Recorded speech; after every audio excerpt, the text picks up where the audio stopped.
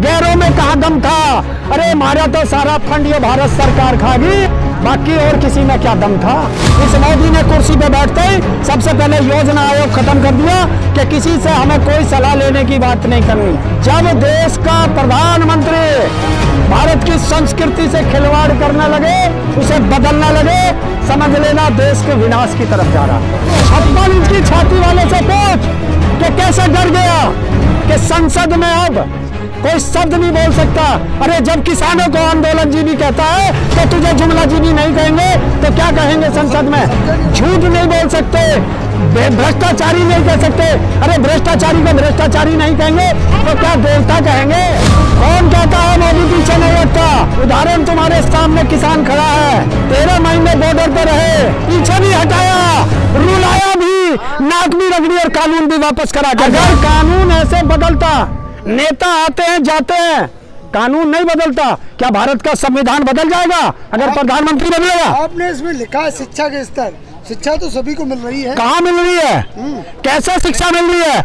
ये विकलांग घिसड़ करके प्राइमरी स्कूल में जाता है पढ़ने के लिए और नेताओं के बच्चे प्राइवेट स्कूल में पढ़ते हैं, और जब कंपटीशन होता है तो ये उसका मुकाबला कैसे कर सकते हैं? मुझे ये बता दे सरकार। आपने चुनाव के लिए भी लिखा है। देखिए, जब आरक्षण है तो वो नीचे से ऊपर तक होना चाहिए, नहीं होना चाहिए। देश की संसद में बैठना या विधानसभाओं में बैठना क्या इन नेताओं के बाप की बपोती है?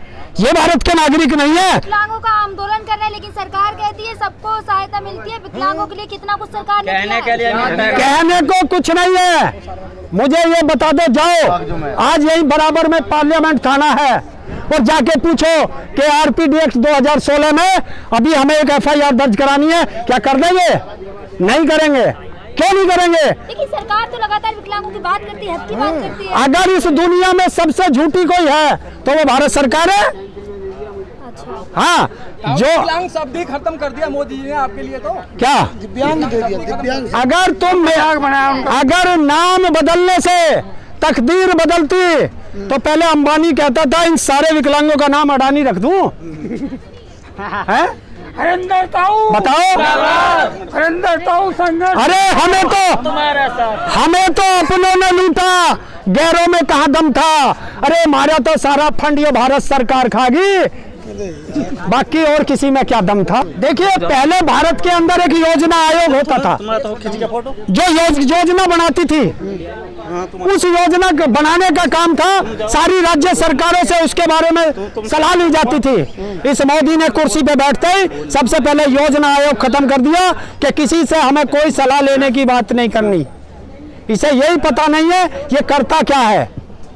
मैं फिर बता रहा हूँ, 2 देशों के राष्ट्राध्यक्ष भाग गए हैं और तीसरे के भागने की तैयारी है, ये सोच लेना।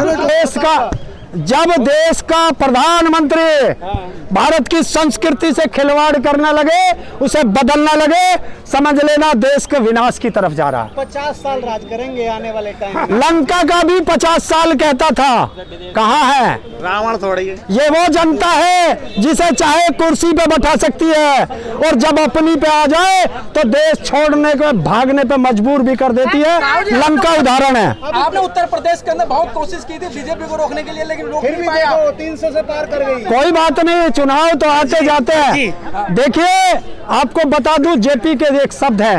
जब जेपी ने 1977 में पटना में एक आंदोलन किया था, उन्होंने साफ कहा था कि अब जनता को खुलकर, बेखौफ होकर, निडर होकर बोलना पड़ेगा कि वो लोकतंत्र के साथ है या तानाशाह के साथ है। वो जनता लंका में भी राजपक्षे का खुल के सपोर्ट कर रही थी। आज वही जनता है जो राजपक्षे को ढूंढ के उनके घरों में आग लगा रही है। कंपेयर कर रहे हैं, श्रीलंका छोटा था, भारत बड़ा है। तो यहाँ बड़े बड़े चांटे लगेंगे, वहाँ छोटे चांटे लगे। इतने 56 इंच की छाती वाले प्रधानमंत्री हैं, आपके पास गर्व होना चाहिए। 56 इंच की छाती वाले से पूछ कि कैसे डर गया कि संसद में अब कोई शब्द नहीं बोल सकता। अरे जब किसानों को आंदोलन जीवी कहता है तो तुझे जुमला जीवी नहीं कहेंगे तो क्या कहेंगे संसद में?